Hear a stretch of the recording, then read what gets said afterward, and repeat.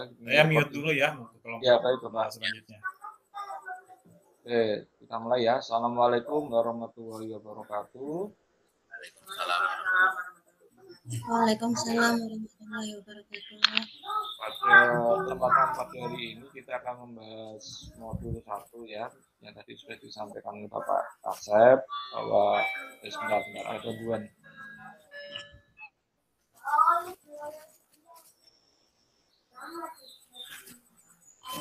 Untuk kegiatan kita, link presentasi yang akan kita susun sudah saya share di grup chat ini ya, kolom chat ini sudah.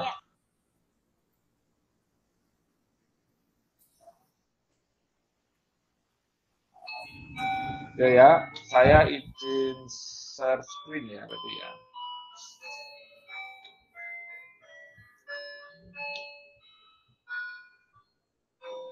Suaranya Pak Asep lebih.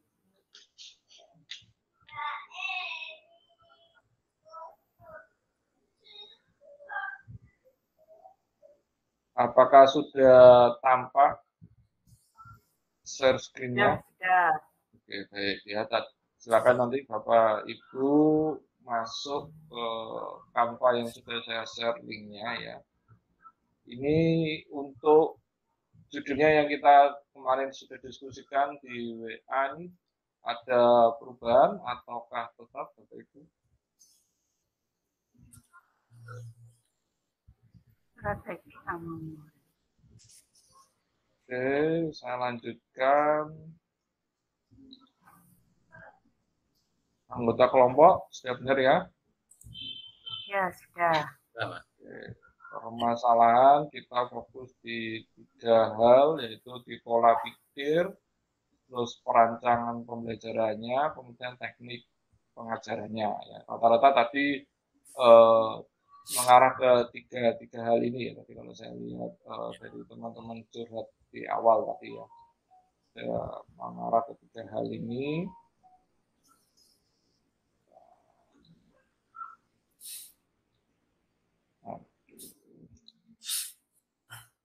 Terus solusinya merubah sudut pandang guru informatika bahwa terjadi perubahan mata pelajaran informatika bukanlah mata pelajaran TIK, tetapi TIK merupakan elemen dari informatika. Ini adakah tambahan dari teman-teman? Masukan?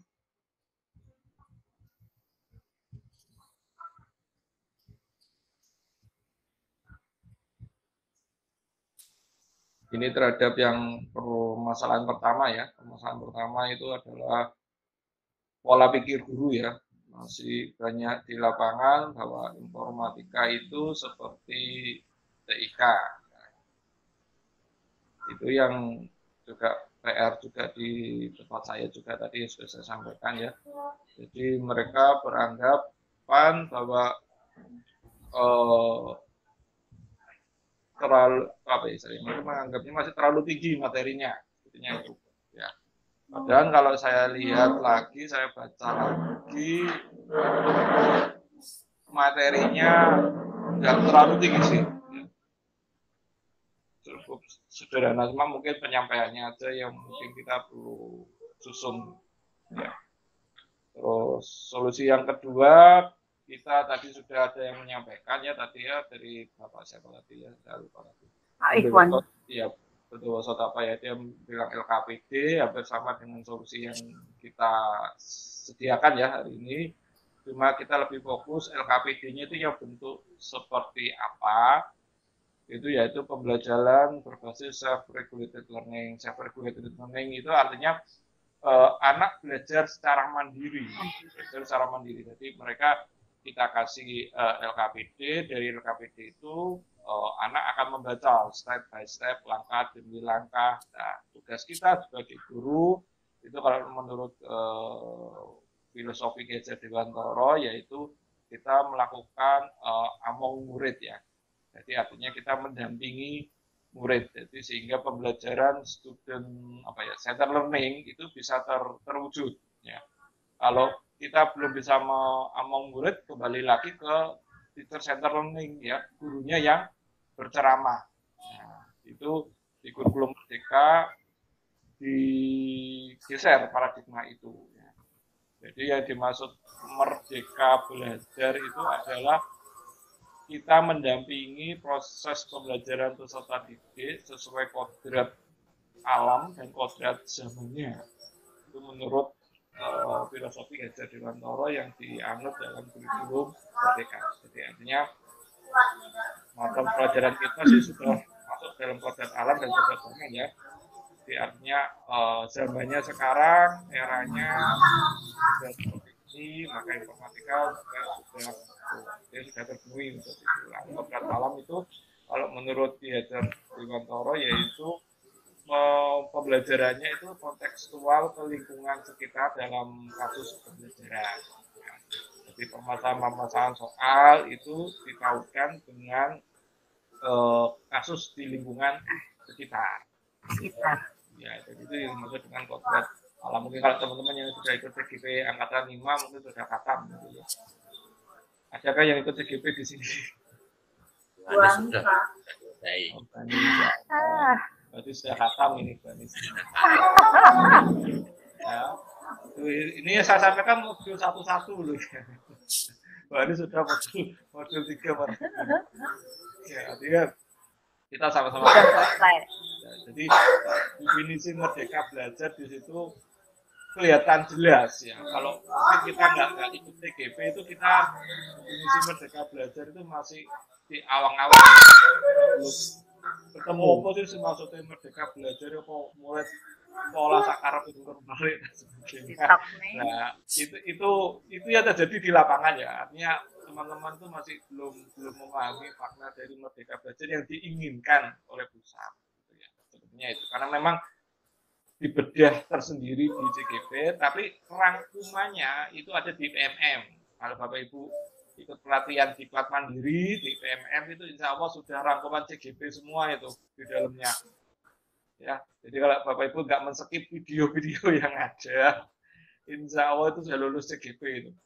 Ya, itu rangkumannya itu ada di situ semua aslinya. Setelah saya amali videonya ini di sini tuh rangkumannya, materinya ada di CGP, rangkumannya ada di PMM. Jadi insya Allah selama kita nggak men-skip di PMM, insya Allah kita akan mendapatkan ilmu itu ya. Jadi self-directed learning itu anak yang mandiri ya belajar ya. Dan ini pun saya terapkan tidak hanya di kelompok saya, kebetulan di P5 itu pendampingan proyek Pancasila itu saya buat sistemnya modulnya SRL. Yang terjadi apa? Guru mapel lain tenang ya, wajib gitu ya. Itu curhatan mereka ya. Saya cuma meneruskan aja. Jadi memang tugas saya merancang bagaimana sih P5 itu berjalan yang efektif dan efisien dan mengenalkan murid dan guru tidak mengalami kesulitan. Nah, kebetulan di tempat kami itu sistemnya blok, jadi untuk tema 1 itu 1 bulan kemarin P5 kita ya, 1 bulan itu saya rancang modulnya. Jadi kita rancang modulnya per aktivitas. Ya, jadi bukan modul global ya. Kalau modul global itu misalnya 1 hari kegiatannya misalnya seperti ini A gitu ya. Yang terjadi di lapangan yang setelah saya ketahui banyak guru yang bingung.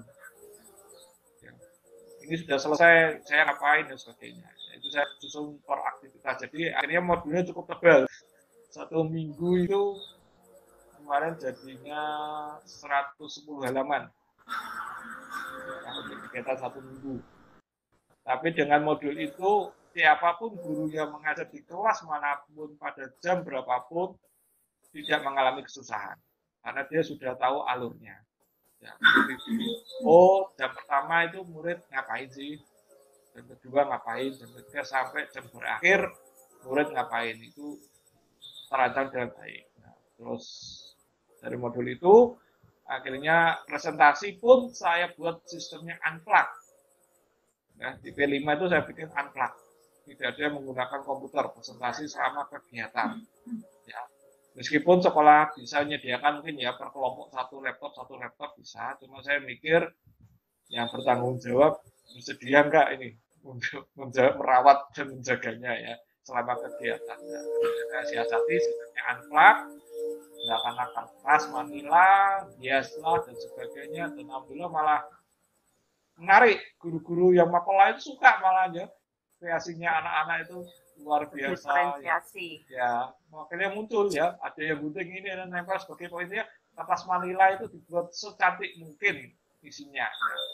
Dan anak presentasi dan mereka secara mandiri bersedia presentasi, dan di situ juga saya mengadopsi dari buku informatika ya, yang kelas 7 yang di generic skill ya, di generic skill bab 1 itu kan ada peran dari setiap aktivitas kelompok ya. Nah, di situ saya masukkan di situ. Jadi guru tinggal mengarahkan, oke anak-anak sekarang buat kelompok, siapa yang menjadi ini, siapa yang menjadi ini, silakan dituang di dalam modulnya. Ini itu aja, guru cuma memberi pembukaan, terus mendampingi tiap kelompok dan mengarahkan.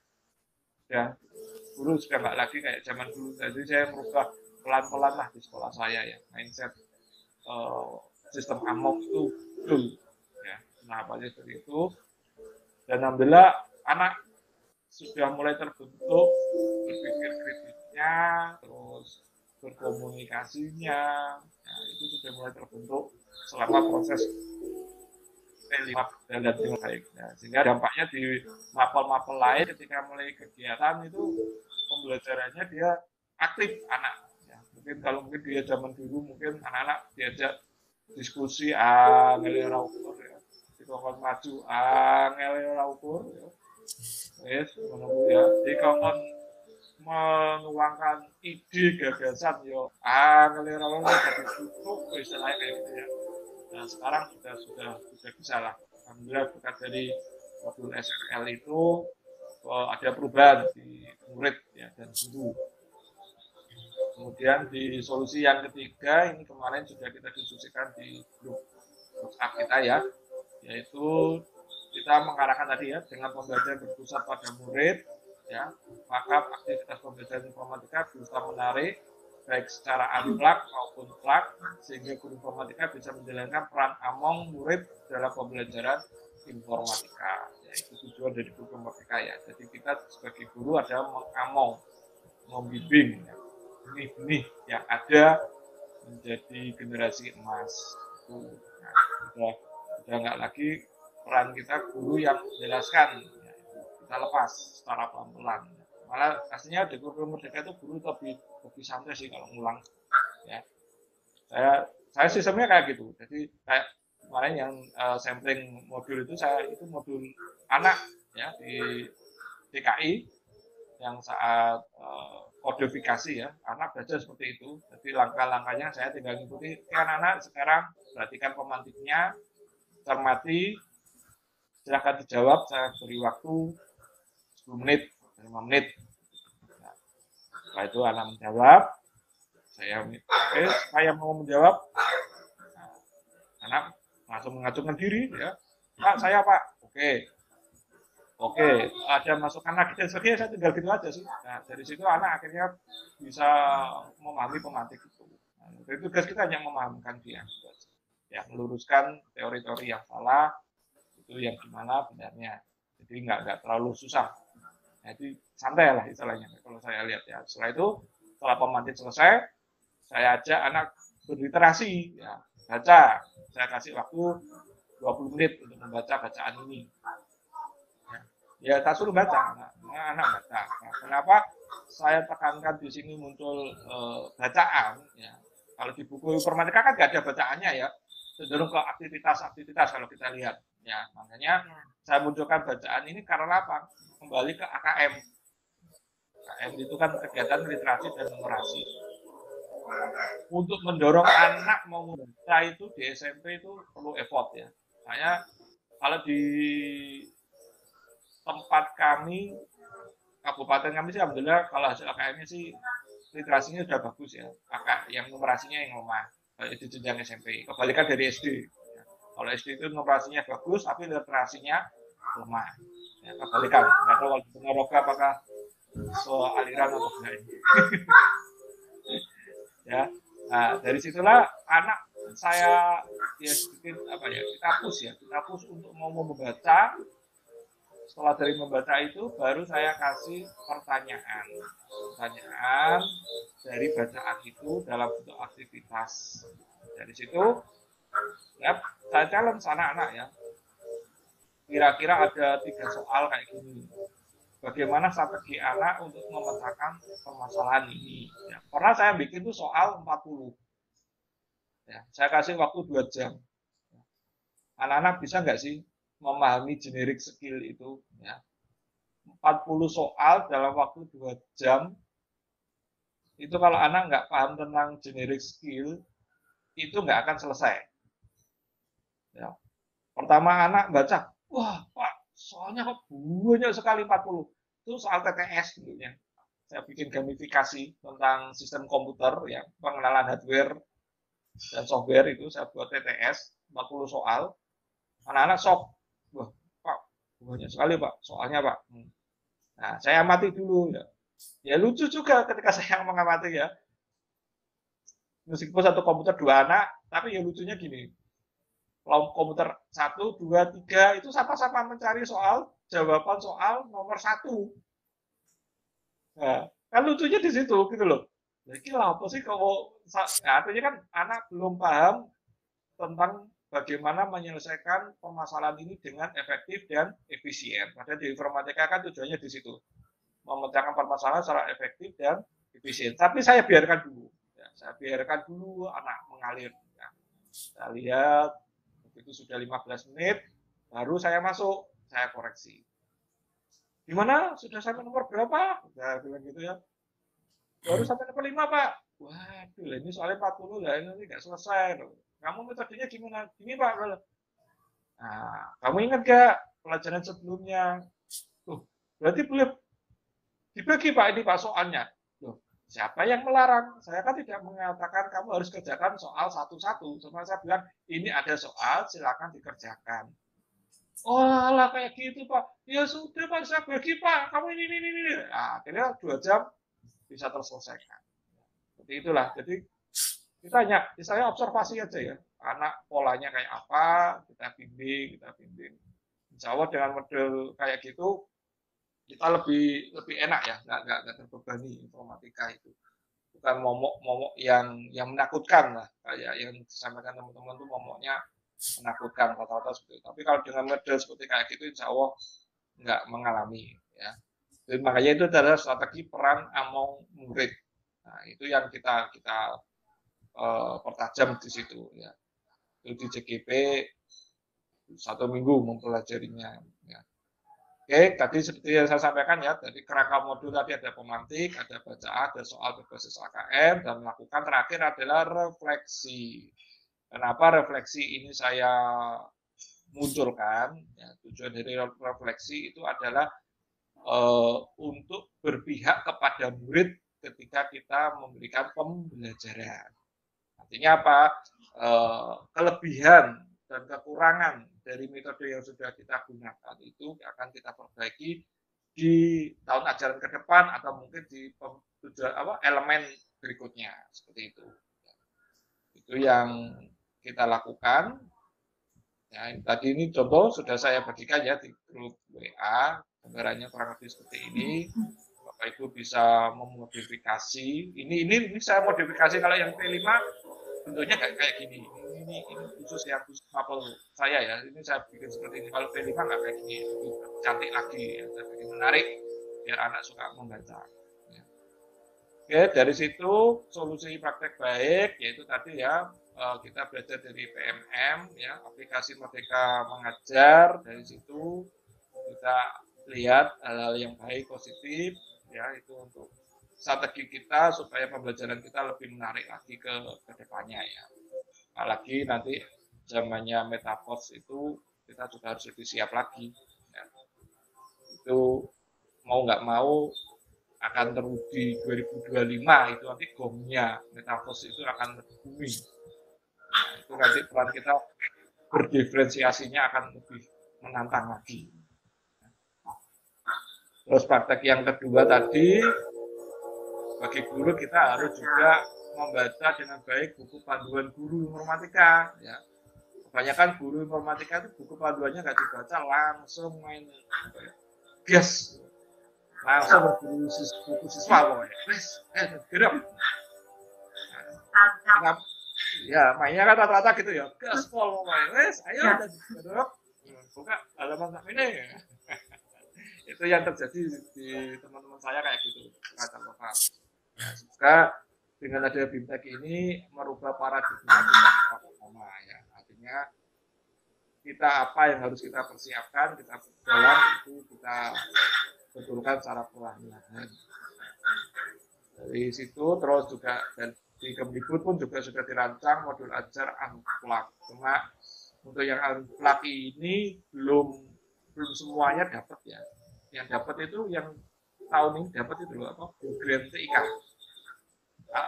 komputer, laptop Chromebook. Ya, kayak kan tiap kabupaten dapat ya. Nggak tahu cuma Ponorogo itu yang dapat SD, Pak. Oh SD kebanyakan malah. Kalau yang SMP itu nanti dapat bukunya, buku bentuk versi apa? Cetaknya. Jadi dicetak oleh di tempat saya masih belum yang sudah dapat beberapanya kemarin itu di Jawa Tengah. Saya dikasih fotonya ya, modul unplug bentuknya seperti kami apa. dapat Pak Chromebook, Pak. Ya, yang tahun ini Pak, khusus yang tahun ini yang dapat Chromebook itu nanti akan dapat beberapanya buku unplug versi cetaknya, bukan versi digitalnya, tapi versi cetaknya. Ya, itu bisa untuk acuan. Ya. Oke, jadi kita baca keinginan ya. Dan kemarin ketika di MGP pun saya juga sudah bilang ke teman-teman bahwa langkah kita itu langkah awal kita ini masih berbasis elemen, saya bilang gitu. Kalau kita mengatur di buku guru itu kita masih belum benar, saya bilang gitu. Kenapa saya katakan belum benar? Karena kalau kita mengatur di buku guru itu sistemnya sudah sistem tematik, berbasis tema, bukan lagi per elemen. Ya, mungkin kita ngajar saat ini masih berbasis elemen is oke. Saya bilang nggak apa-apa. Nanti sambil berjalan kita tata berbasis tematik. Nah, tematik ini juga perlu challenge ya. Artinya tematik itu kayak gimana? Artinya pembelajarannya berbentuk sebuah kasus, tapi merangkum dari beberapa elemen kegiatan aktivitas itu untuk menyelesaikan permasalahan itu. Nah, itu nanti lebih menarik lagi itu. Tapi tugasnya di MGMP aja, jangan di individu nanti berat. Ya, jadi lebih baik didiskusikan di MGMP. Nanti gimana merancang informatika itu tematik. Nah, contohnya sederhananya gini, murid disuruh membuat undangan. Ya, kan kalau di bukunya informatika kan membuat undangan apa ya 17 Agustus itu ya, kalau nggak salah ya. Nah, ketika dia membuat undangan itu, murid diajarkan bagaimana cara mencari informasinya dan sebagainya. Itu kan sudah satu rangkainya yang bisa kita kombinasi. Ya. Jadi sebelum dia mengetik undangan, dia tahu cara koneksi internet. Nah, itu berarti JKI sudah masuk. Nah, seperti itu. Jadi kita bikin suatu problem, tapi gabungan dari elemen-elemen yang ada itu kita comot. Ya. Kita masukkan menjadi racikan ya, urat yang enak intinya kan. Itu yang perlu kita apa ya ke depan tahun depan itu kita benahi seperti itu. Ya, kalau di MGP saya sarankan seperti itu. Artinya kita sudah nggak lagi per elemen ya. Kalau sekarang per elemen ya apa-apa. Artinya biar untuk latihan dulu. Gitu. Namanya aja di awal-awal. Ya. Awal-awal itu butuh latihan sih dulu. Lewat setahun orang tahun itu dulu di luar kepala, gak usah bungkus ngelokok kabeh gitu pokoknya. Iya, itu seperti itu ya. Saya itu juga ditanyain, Pak, sama guru, buku nanti Pak. Ya, kalau kok saya penane itu, takut dalaman piro, tak jawab ya, kayak teman saya. Nah, itu kan kalau guru sudah ngelompok kan kayak gitu kan, sudah buku guru, buku siswa itu sudah di luar kepala semua. Tapi cuma soal-soal di buku informatika siswa itu nggak saya berikan ke anak. Ya, pernah suatu hari saya tes. Coba anak-anak kerjakan buku informatika kalian halaman sekian. Anak-anak pinter ya. Dia cari jawabannya di Google, yang keluar buku guru. Jadi saya tahunya Pak, jawabannya persis kayak buku guru. Wah ini gurunya gak canggih, sekelane buku siswa ya iki sing jadi masalah iki ya gitu ya. Artinya gurunya kalah pintar dengan muridnya pintar. Saya amati seperti itu. Makanya kenapa saya susun modul ini ya Karena permasalahan yang terjadi di lapangan seperti itu. Anak ternyata bisa menjawab seperti buku guru. Wah, padahal itu ya nggak kita inginkan ya. Justru kita inginkan kan versi dia. Ya, apa sih jawabannya versi dia gitu. Nah, seperti itulah makanya kita perlu merancang modul pembelajaran itu karena itu tadi. Karena luar biasa. Sak titik komai persis pokoknya buku guru.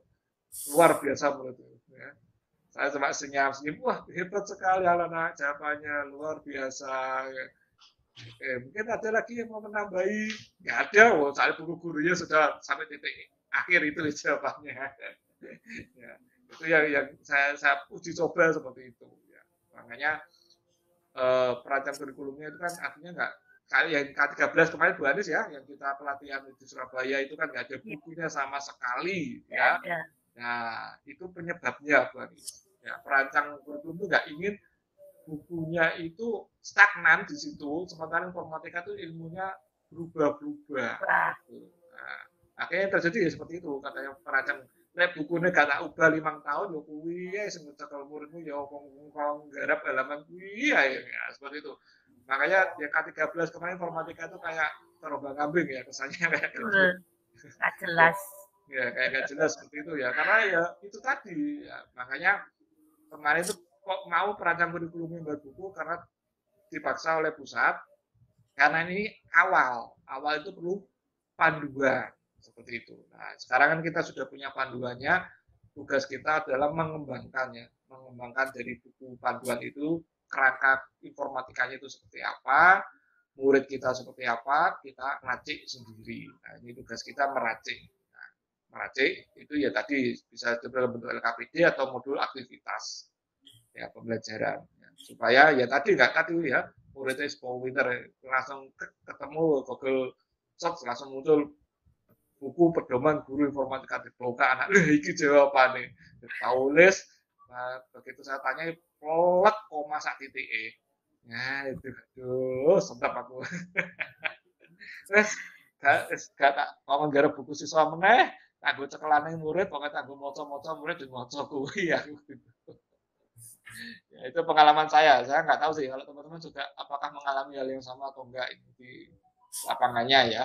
Kalau buku siswa disuruh ngerjakan, terus disuruh ngakses pakai komputer atau pakai internet HP-nya, mencari jawabannya itu yang terjadi. Ya, makanya kegiatan plak dan unplak ini saya lihat foto teman-teman sudah bagus ya, sudah melakukan kegiatan plak dan unplak. Artinya teman-teman di sini sudah mulai terbuka strategi pembelajarannya.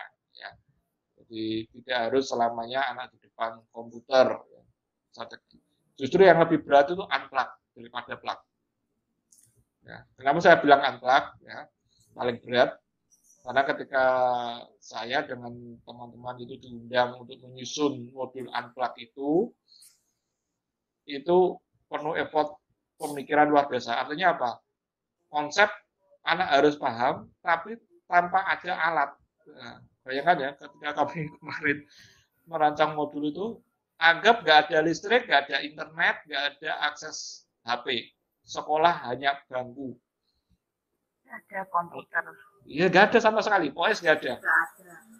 Nah, kami dengar ya. Tim kami itu disuruh membuat modulnya itu, iki ya.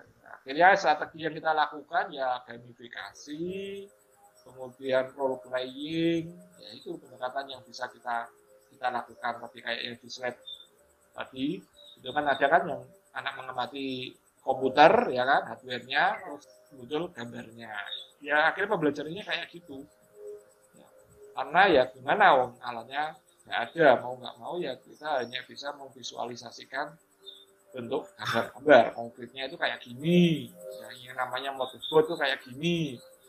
Nah, gurunya harus tahu motherboard fungsinya untuk apa. Jadi modulnya ya agak tebal juga daripada buku informatikanya. Ya. Jadi kalau yang alhamdulillah kalau saya lihat teman-teman Ponorogo ini sudah tersedia dengan baik, ya. Tinggal diajak bermain-main aja di anaknya, nah, biar nggak bosen di depan komputer itu aja sih. Ya. Oke, ini membuat modul pembelajaran pakai baik. Oke, kurang lebih seperti ini ya. gambaran slide yang akan kita presentasikan. Ada masukan dari teman-teman? Berkaitan dengan yang slide yang ketiga tadi Pak Yohan. Yang ketiga, Praktek baik.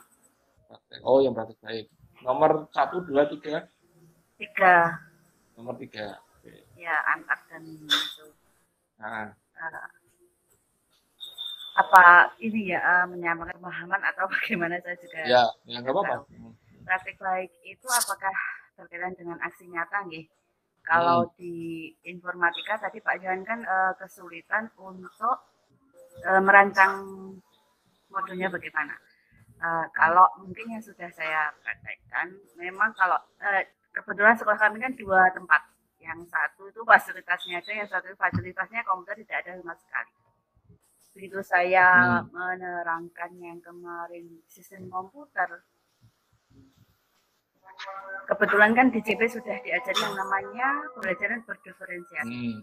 Di sini saya praktekkan bahwa anak nanti kan diajari secara konten, ada produk dan seterusnya itu. Ada 3. Kebetulan tidak ada komputer juga, anak bawa HP waktu itu kan juga belum begitu boleh. Akhirnya di sistem komputer kan anak harus memahami, kan harus tahu yang namanya ini loh wujudnya komputer yang sesungguhnya. Di situ akhirnya saya berikan sebuah gambar. Kalau anak saya suruh membaca, memang benar di buku informatika itu kok banyak materinya, malas membaca kan seperti itu.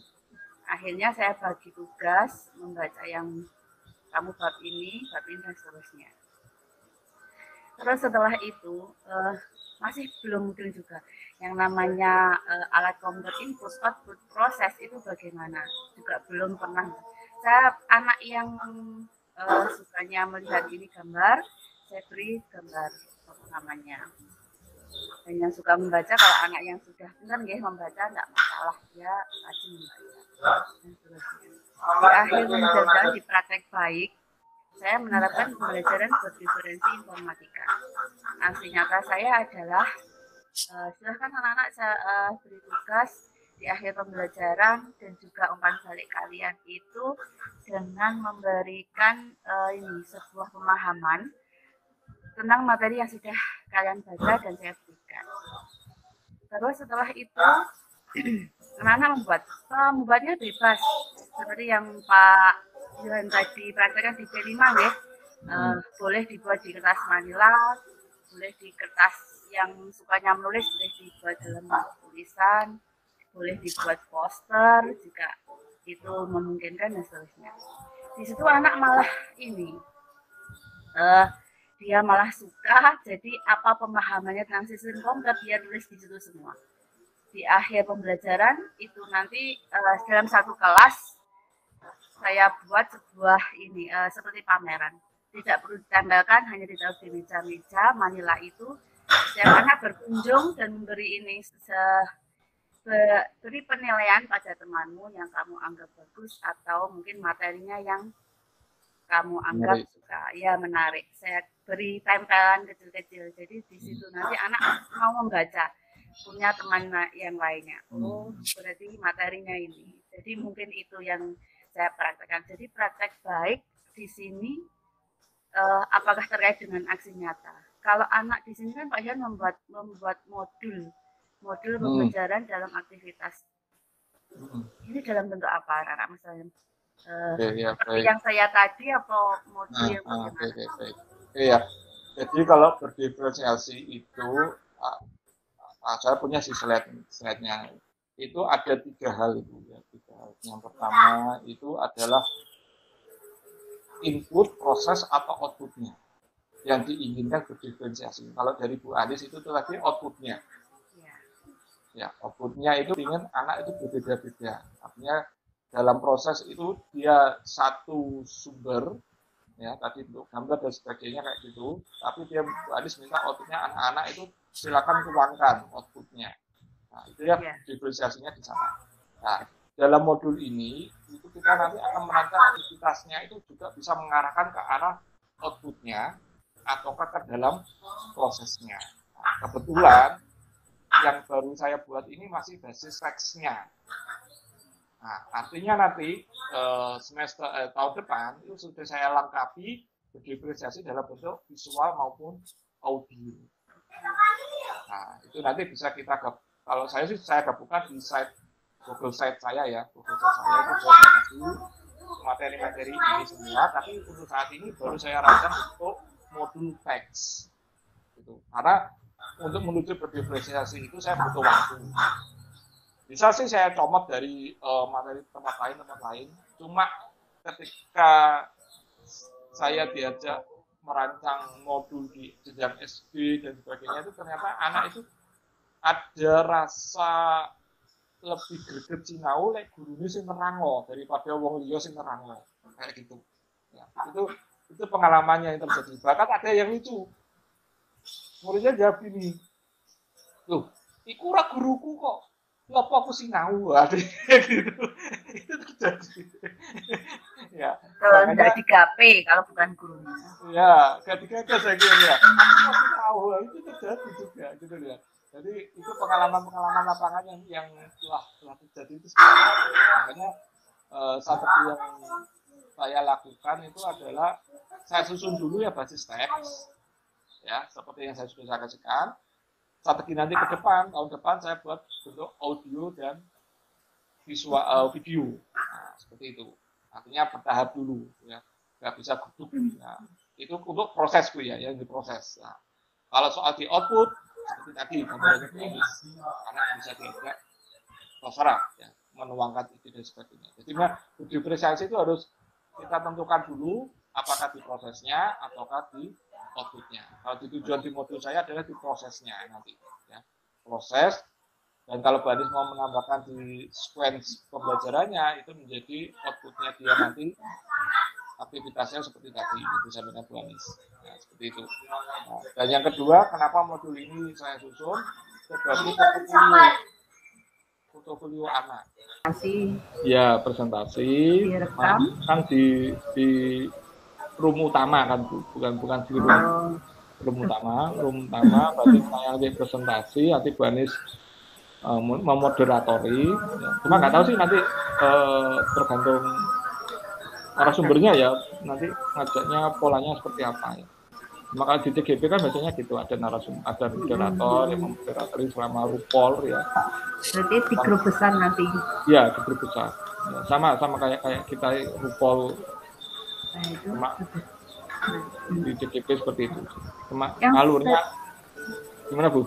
Yang presentasi nanti Pak Yuhan tahu? Iya. Pak Yuhan. Pak Yuhan. Yang share screen kan berarti Pak Yuhan. Saya kan hanya moderator. Ya, moderator. Ya, notulennya Bu Sawo Lutu atau Bu Alpi kemarin. Ya, itu nanti. Batasi berapa penanya? Nah, itu yang belum dijelaskan tadi. Oh, iya. Ya, nanti Pak Pogo kan sudah punya gambaran tadi ya seperti apa presentasi kita. Nanti Pak Pogo mampunya jawab, nanti kita bantu menambahkan. Gitu. Nah, seperti itu kan senarionya kita rancang supaya jelas alurnya. Ya, Pak. Maaf mengganggu Pak Yohan, Pak Ibu Alpi, Bu Anis, Pak Pugu, dan Bu Luti. Kalau sudah langsung masuk ke ruang utama lagi, Bapak Ibu ya, untuk presentasi. Ya. Ini berarti di end, Pak? Berarti lokat ya, Pak? Boleh. Kalau sudah selesai langsung aja. Ini di clip langsung masuk ke ruang utama. Recordingnya belum di stop, Pak?